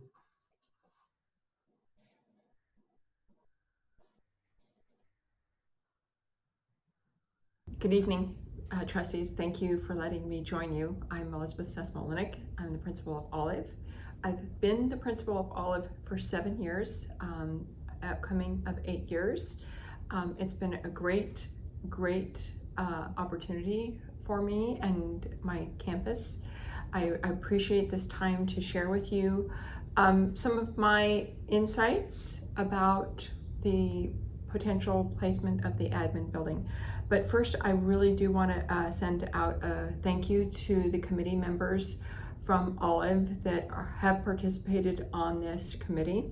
Fran Rosoff, Robin Nosti, Katie Kelly, all teachers, Kim Stalley, our past PTA president and parent, Lindsay Moon, our upcoming PTA president and parent, Guillermo Milantoni, a parent and school site council member.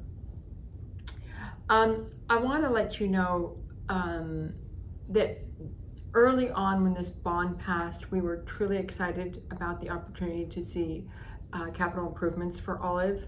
The most important being a new location for the Olive administration site.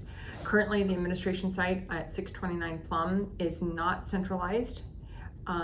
It creates a lot of confusion when coming on campus. Most parents and visitors coming on campus come via the Olive Avenue parking lot. They walk around, they look aimlessly for the administration and end up eventually at the site of our current administration facing Plum Street. So when this bond passed, it was with a lot of excitement for the opportunity to make Olive School and Olive administration at the front of the school. I do want to share that we have had extensive opportunities to join HY Architects and the administration to discuss our locations. Our site team met with Mike Woolard to look at the Lou Sutton model classroom to get ideas for classroom arrangements. I created several shared Google Docs, one for the classroom ideas, and then the next one for a pro-con list of ideas for potential placement of our admin. All the committee members had opportunities to weigh in on the potential sites for the admin. All committee members did weigh in and gave their input thoughtfully. So I want to share with you some of our thoughts just briefly as to why we looked at what we looked at and our pros and cons. And give me a moment. So there's 5 sites that we potentially looked at for our placement of our administration. The slope between the upper yard and the lower yard. The placement in the garden to the left of the fire road, the current fire road, which sits primarily in most of the garden. To the right side of the garden, closer to the current play structure. The sand area on the upper playground area, and shade structure on the lower yard, and then a play area, taking away the play area on the lower yard. So with the pros and cons of all of those, we looked at all ideas about how to first be visible, how to be secure, and how to be aesthetically appropriate. What came up in terms of our two biggest site areas as making the most sense is to the left side of the fire road in the garden, and just a little bit off of that to the right side in the garden. And let me tell you why we chose those areas and why we didn't choose the other areas. To the left side of the garden area near the fire road, it has central access. It provides strong security management. It is highly visible to all of our visitors. It has the least amount of disruption to our upper grade and our lower grade play areas. And we don't need to move as many plants. And it saves a play area. And it's close to the Olive parking lot. It does have some problems. It removes some mature trees that were planted there. It is far from the TKK yard, we understand that. And it will have some difficulty for our teachers on the lower end of our campus getting to it without getting wet. But that being said, there is not one potential site in any of these proposed sites that will not cause our teachers to get wet or walk across an open area in their new administration. To the right side of the garden area, there is central access to the front of the Olive campus. It saves mature fruit trees. It provides strong security management and would actually remove the condemned building that is on site and unhealthy. There is a potential of possibly removing a mature tree. That is the downside of this, and we're concerned about that.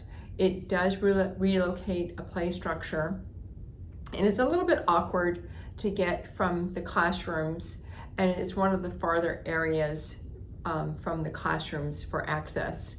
And again, once again, it does cause our teachers to get wet. But like I said, there is not any one of these 5 sites proposed that won't have that as a downside. Like I said, our reasoning for moving our administration is a couple of reasons. One, strategically to be placed at the front of Olive. Also to look at changing our current administration into a much needed 3rd kindergarten classroom and bathroom area. And that's been something that our campus has lacked. We don't have 3 kindergarten classrooms being able to be centrally located with each other. We will provide a bathroom for those teachers and an extra bathroom for students. So if teachers need to use the bathroom, they do have a centrally located bathroom. I just want to say that I do appreciate the time that you're taking with this, and I want to thank you for letting me have this opportunity. I would appreciate if you have any questions or concerns. I'd be open to a phone call or further conversations with you regarding this. Thank you once again, trustees. Thank you for the opportunity to doing this work, and I look forward to working collaboratively with you. Thank you.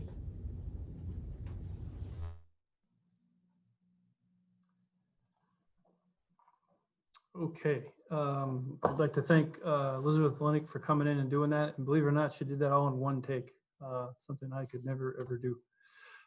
With that, I'd like to move on to just brief descriptions of the preferred option. that we came up with, and then our recommended option. And again, they're not the same. Again, looking at holistically everything, we all are in agreement that this was the best location for the admin building. The more centralized, and all the reasons you just heard Elizabeth explain, it is sort of hits into every one of those. The only downside from our perspective was the additional $500,000 or so that this option would cost. And given trying to keep to a budget, the budget that we proposed did not have that $500,000 in it to do this option. So if you did direct us to pursue this option, we would have to come back and identify and recommend where we could get that additional $500,000. And then the recommended option, therefore, goes back to what we proposed last board meeting during this, would be the 2A option, which again, the only difference being that it's $500,000 cheaper than this option.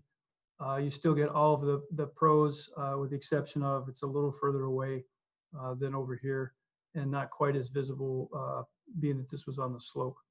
But for all those reasons that you just heard Elizabeth explain, this still meets just about every one of the other requirements that the staff was looking for in this building. And again, the only other thing we have to rebuild is this portion of the garden that we relocate up to this part.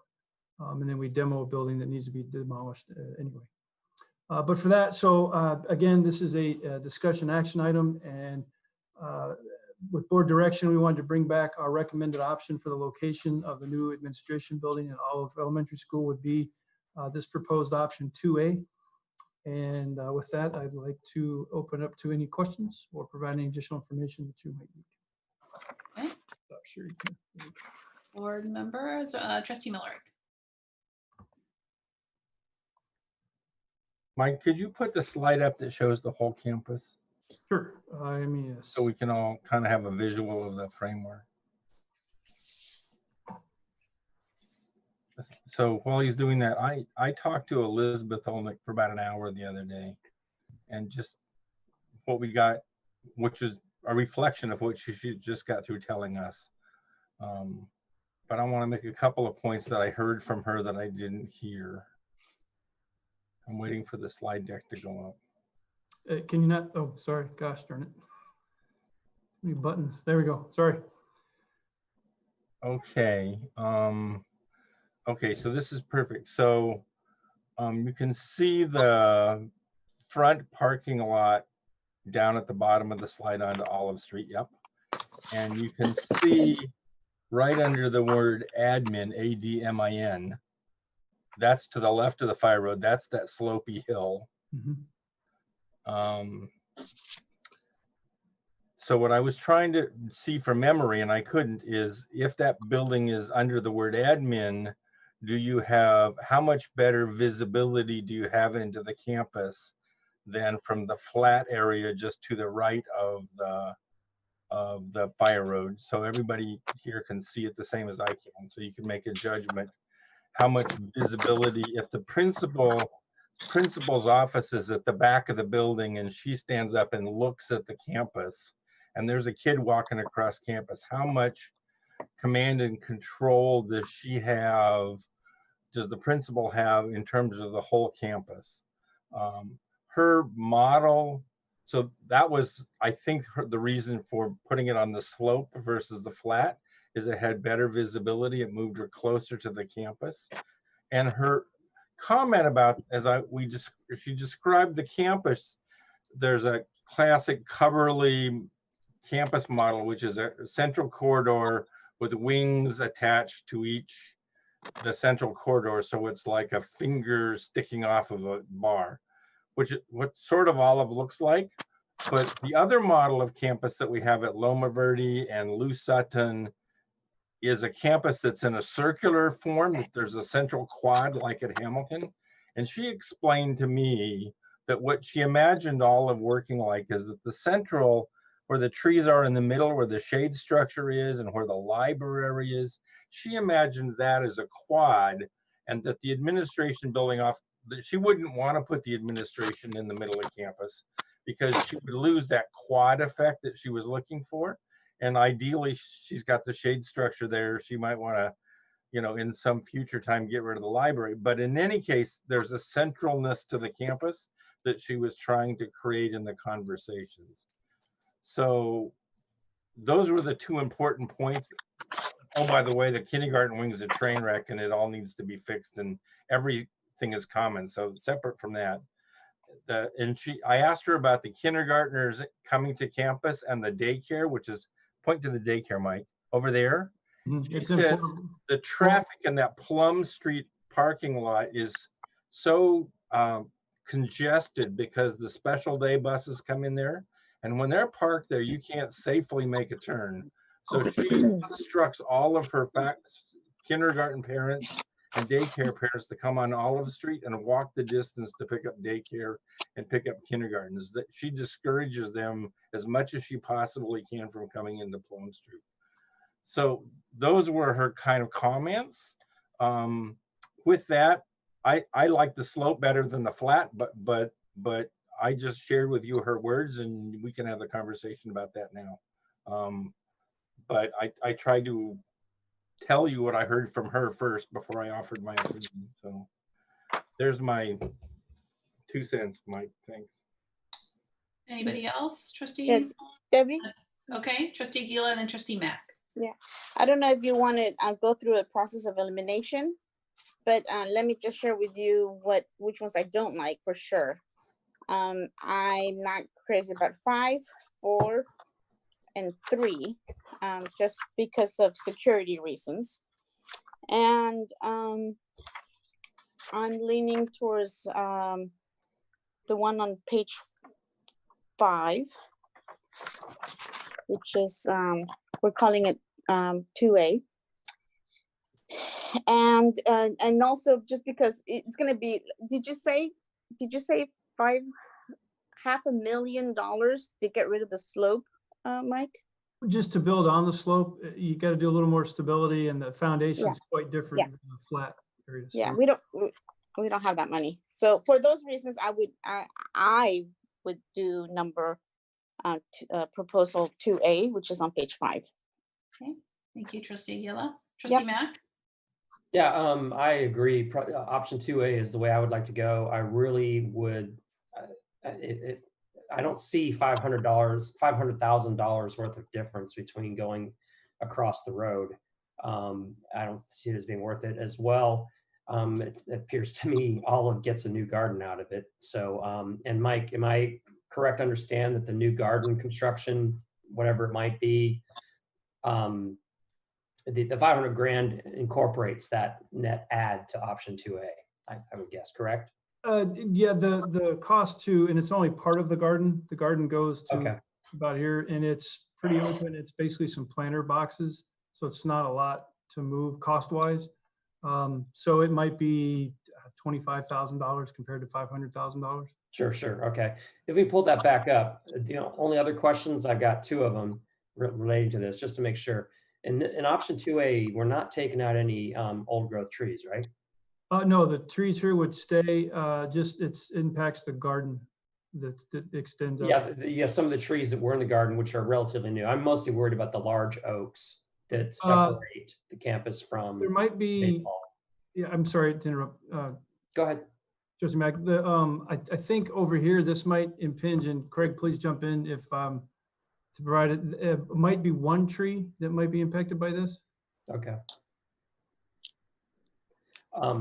Then the last point I'll make, and this is just more due diligence, just to check with the Novato South Little League guys. They use that building for storage.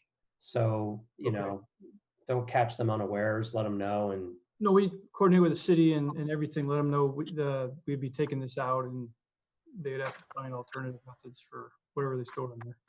Yeah, I just know they rely on it for storage because there are no containers out there. All right. Trustees, anybody else? Trustee Cooper. I have a and then question. Trustee Nell. Hold on, Trustee Gila, Trustee Cooper, and then Trustee Nell. So just as the last meeting, I like option 2A the best. I don't want to, I'm not interested in spending an additional $500,000 if I don't have to.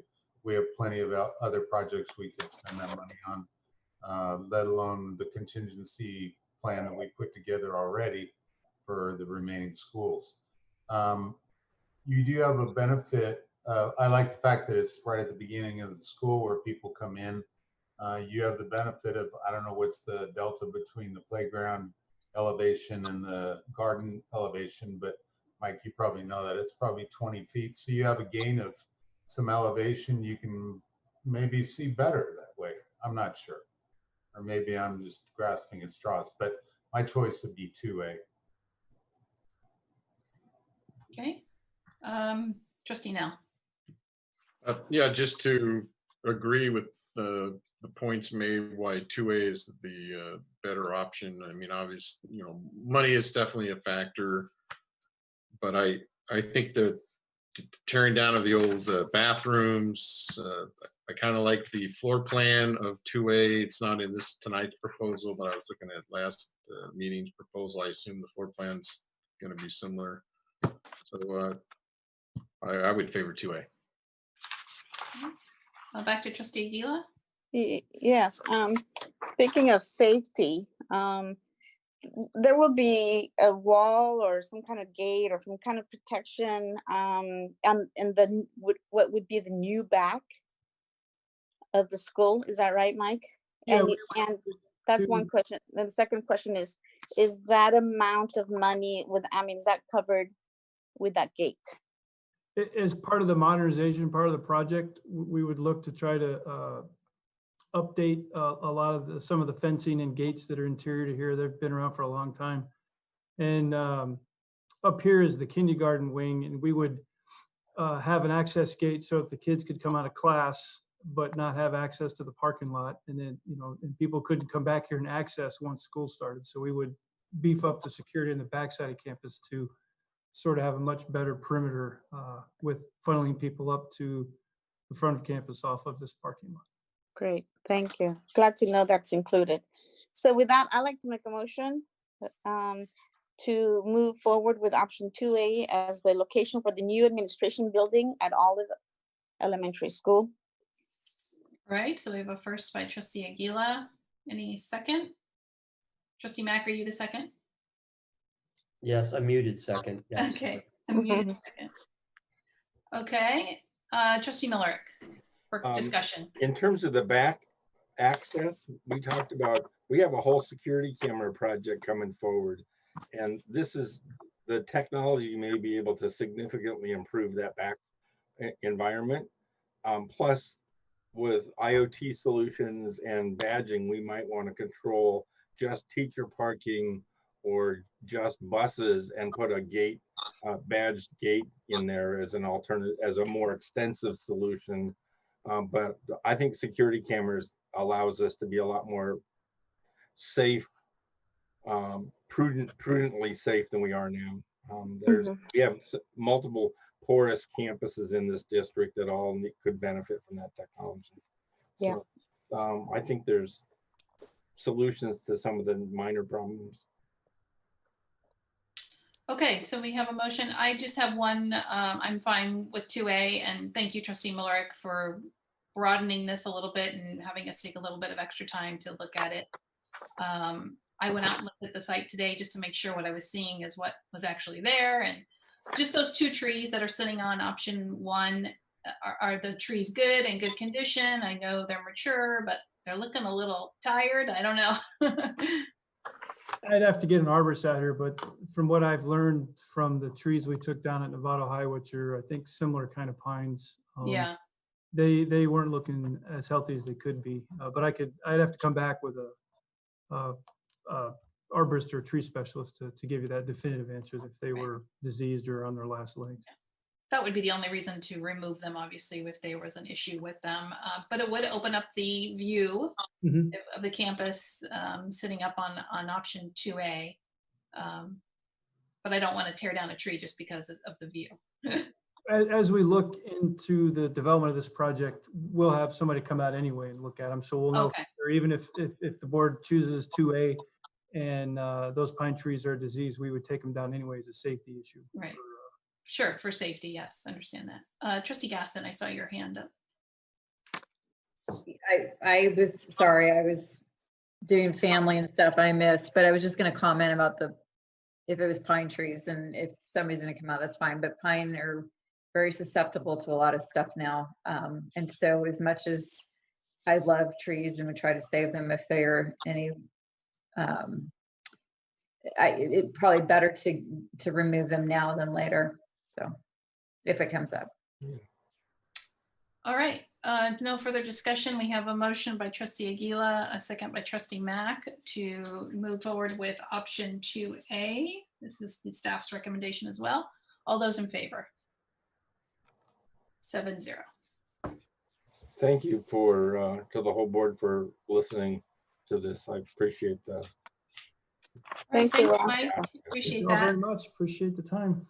Okay, we do have one more item. This was on consent. Trustee Cooper pulled this item. This was 14E. And Yancy is popped up there to help us. Trustee Cooper, do you want to speak to this or? Yeah, that's fine. I thought it was, we're talking about adding additional personnel and spending $90,000. And I just thought it was important that we bring this forward for the sake of transparency. And that's it. So thank you for the opportunity. Yeah, President Butler, would you like me to give a little context? Yes, please. Sorry. Okay, great. So to make sure I'm clear, the support positions for the facilities bond are funded by Measure G. They do not have an impact on the general fund, to be clear. And a reminder that Measure G funds are not allowed to be used to support the general fund. They have to be used in the manner in which the community generously approved Measure G. But in 2017, we originally staffed the program specifically starting in the planning phase with an executive director of facilities and a bond project coordinators to support the positions. That staffing was for the first portion of the bond and really starting for the planning of phase one and the first $100 million. Just to kind of put it in perspective, in 2017-18, we spent a little less than $5 million in projects. We started ramping it up in 2018-19 with $10 million in expenditures. And this year we're already in 19-20, we're over $40 million in projects in Measure G. The other thing that's going on right now is that the board has spent a lot of this time this year approving, and we're talking about some of those projects tonight for the measure for the phase two of the bond. So the phase one was the first 100 million, which we're deep in construction on right now. And now we're adding on all the planning for all of the phase two projects that are going to start in the summer of 2021. On top of that, I brought an item, which I'm pretty sure the executive director Woolard threw something at me during the meeting, was to potentially expand the Series C issuance, would also move up the timing of some of that projects to take advantage of a better construction environment and to avoid additional escalation. So this has always been in the offing.